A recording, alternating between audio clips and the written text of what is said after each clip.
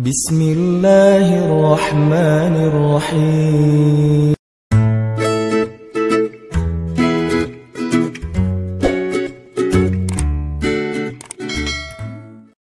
Coba kita renungkan, kalau dalam hidup kita selama ini kita punya masalah, sepertinya kita masih kurang baik. Karena kalau kita ada masalah, pasti masalah itu muncul dari keburukan-keburukan kita. Bisa keburukan hari ini, bisa keburukan kita yang di masa lalu. Nggak mungkin karena kebaikan, pasti keburukan. Keburukan hari ini atau keburukan kita di masa lalu. Tinggal kita mengevaluasi keburukan itu. List kesalahan kita yang harus kita perhatikan, bukan list kebaikan. Lalu kita coba renungkan, kayaknya saya masih kurang baik nih. Ayo tingkatkan lagi kebaikan kita. Hubungan dengan Allah perbaikin lagi. Datang ke rumah Allah seringin lagi. Terutama di prime time. Apa prime time-nya? Subuh. Itu waktu favorit tuh. Mengangkat kedua tangan lebih lama lagi, terutama di waktu yang Allah sendiri turun ke langit dunia. Udah gitu Allah bertanya, hal min dihajah, hal min taib, ada nggak hambaku yang butuh sesuatu biar aku kasih? Ya Allah butuh. Allah tahu kan butuhnya apa? Ya tahu kamu, kalau kamu mau kasih jodoh, nggak mungkin yang lain. Kok Allah tahu? Jomblo. Apa sih masalah jomblo yang paling utama selain itu kan? Kita mah boleh lapar, kita boleh lapar perut, kita boleh nggak jelas hidupnya, tapi hati harus terisi ya. Kalau itu udah ada, nggak makan juga nggak masalah. Yang penting siangnya makan, paginya doang yang enggak. Gitu. Nah ini teman-teman artinya kita coba perbaiki lagi hubungan kita dengan Allah, dan jangan pernah ragu bahwa hubungan kita kalau semakin baik dengan Allah, hidup kita susah itu nggak ada pasangannya kayak gitu tuh nggak.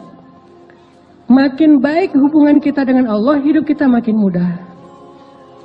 Makanya ini sekedar inspirasi aja, saya baru juga dapat sharing dari seorang teman tadi. Beliau cerita dulu sebelum hijrah di sebuah pekerjaan yang nggak halal, beliau ngerasa hidup beliau penghasilannya tuh kayak lancar gitu, banyak untung besar segala macam. Tapi setelah beliau hijrah, beliau ngerasa sekarang kenapa kok penghasilan saya jadi kayak berkurang Ustadz. Jadi malah susah, finansial saya tuh bermasalah Ustadz. Saya tanya, dulu sebelum hijrah emang ada masalah apa? Masalahnya sih saya punya hutang 47 miliar. Makanya saya hijrah. Tapi setelah saya hijrah kok saya penghasilannya jadi susah, Ustaz, nggak kayak dulu lancar. Saya balik tanya, memangnya dulu Bapak bagaimana disebut penghasilan lancar sementara hutangnya 47 miliar? Itu bukan penghasilan lancar, itu bukan rezeki, itu bukan keberlimpahan, itu minus 47 miliar. Sejak hijrah beliau ngerasa penghasilannya susah. Enggak, justru sejak hijrah penghasilan beliau mungkin nggak bertambah, tapi minusnya nahan segitu aja, jangan nambah lagi gitu. Pelan-pelan berkurang minusnya. Jadi misalnya 20 miliar, 10 miliar. Dan ini uang semua ini. Saya juga kaget, 47 miliar. Langsung berhitung gitu. Beli kerupuk berapa misalnya, beli bakso. Lumayan banyak kan ya. Orang sering salah paham. Dia ngerasa bahwa dulu sebelum hijrah lancar. Padahal nggak lancar penghasilannya, lancar hutangnya. Setelah berhijrah mungkin seret gitu. Tapi hutangnya juga seret, penghasilannya Allah akan perbaiki secara bertahap. Kayak orang sembuh, sembuhnya pelan-pelan. Pertama mungkin hilang dulu panasnya, kemudian mulai hilang radangnya, kemudian mulai lemesnya hilang, udah agak sehat, bertahap. Artinya teman-teman nggak mungkin bersilangan. Sehingga kita coba belajar yakin. Wa may yattaqillah, pasti yaj'al lahu makhraja. Jadi kalau kita berbuat baik, gak usah khawatir, kebaikan kita tuh gak bakalan sia-sia, gak bakalan. Berdoa gak bakalan sia-sia. Aduh, kayaknya sia-sia nih saya berdoa gak ada hasilnya, gak ada. Nih kayaknya rugi aja nih saya selalu berdoa ternyata gak ada perubahan, gak mungkin. Doa itu ibadah, dan gak mungkin ibadah itu ngerugiin kita tuh gak mungkin. Terus mana hasilnya? Mungkin kita belum paham tentang fikih doa. Belum paham bukan tentang tata cara doanya. hikmah bagaimana cara Allah mengabulkan doa. Dikabulkan pasti, kalau nggak ada penghalang. Mungkin salah satu penghalang doa dikabulkan kan makanan yang tidak halal kan ya, salah satunya nih. Atau silaturahim terputus. Kalau nggak ada penghalang, doa kita pasti dikabulkan Allah.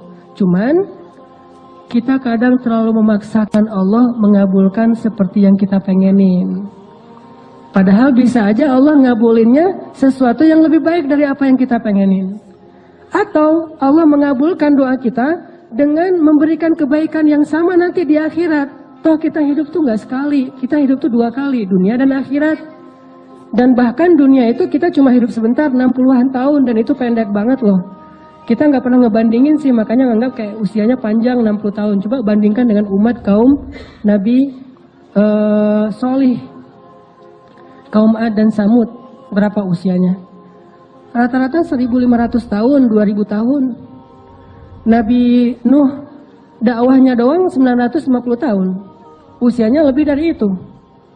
Sehingga dulu ada ibu-ibu ya, lagi nangis di atas kuburan anaknya. Anaknya meninggal ABG gitu. ABG meninggal, SMA juga belum lulus gitu, meninggal. Entah tabrakan, entah apa gitu. Meninggal, ibunya nangis di atas kuburan. Nah, kasihan kamu ya, meninggal muda, belum sempat menikmati hidup, gitu-gitu deh, merintih, meratap. Lewat seorang ulama di zaman itu, umat Nabi Solih. Ibu, kenapa menangis? Ini anak saya meninggal muda, kasihan. Emang usia berapa dia meninggal? Masih ABG. Berapa? 300 tahun. 300 tahun ABG coba.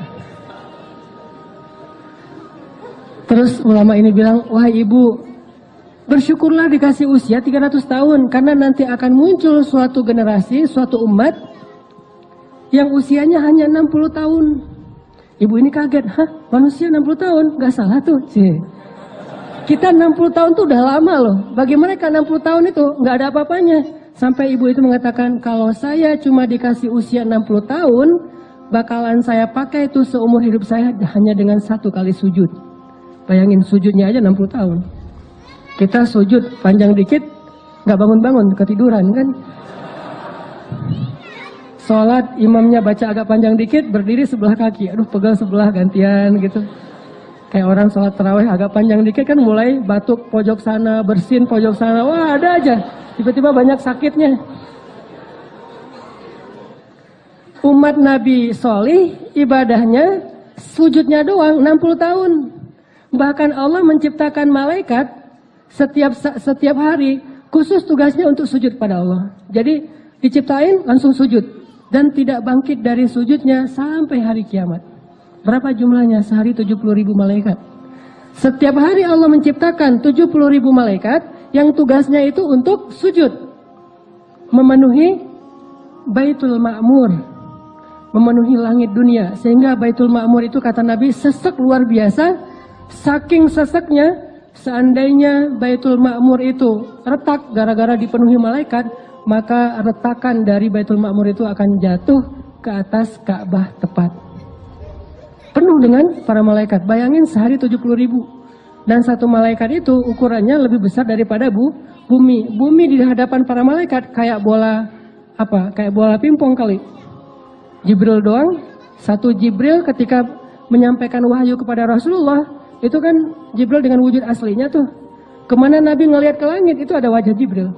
Di situ Jibril, semuanya dipenuhi oleh Jibril. Nabi lari, dipanggil sama Jibril, ya Muhammad, jangan lari, saya Jibril, kamu Rasulullah. Nabi takut karena gak kenal sama Jibril.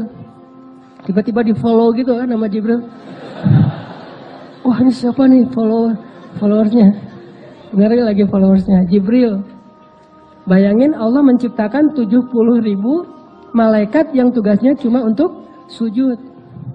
Jadi artinya kita hidup itu nggak cuma di dunia, kita hidup 2 kali, dunia dan akhirat.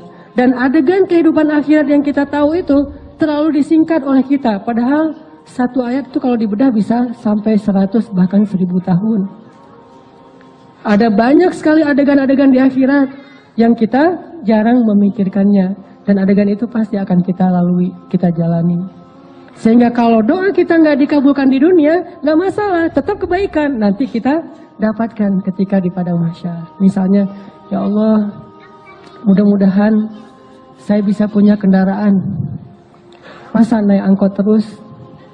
Masa jalan kaki terus? Pengen punya motor juga nggak apa-apa ya Allah. Makanya kalau minta jangan tanggung-tanggung. Mobil ya Allah. Atau nggak usah mobil, roda 3 juga nggak masalah. Bemo ya. Ya Allah, saya pengen punya kendaraan. Doa pengen punya kendaraan. Ternyata qadarullah, dalam sekian lama dia berdoa nggak punya kendaraan. Meninggal masih jalan kaki. Atau paling-paling sepeda ontel. Nggak punya kendaraan bermotor. Apakah doa dia sia-sia? Nggak. Berarti kalau nggak dikabulkan sejak dia hidup di dunia, nanti dia di surga itu atau di padang mahsyar udah punya kendaraan. Kok tiba-tiba datang kayak Alphard gitu kan di padang mahsyar gitu. Dijemput gitu. Silakan Mas, ini apa nih kok ada Alphard di padang mahsyar gitu kan ya? Toyota. Kenapa nih kalau ada Alphard di padang mahsyar? Kan dulu Mas berdoa pengen punya Alphard. Ya udah, karena nggak dikabulkan di dunia, dikabulkan di surga. Wah bener nih, bener ya. Udah jalan lancar tuh. Yang pasti dia dapat apa yang dia minta. Terus kenapa kita ragu-ragu minta sama Allah yang terbaik? Kalau nggak dapat di dunia ya dapat di akhirat, sama aja kan? Yang sama-sama hidup kok. Malah di sana lebih butuh dari apa yang kita dapatin di dunia.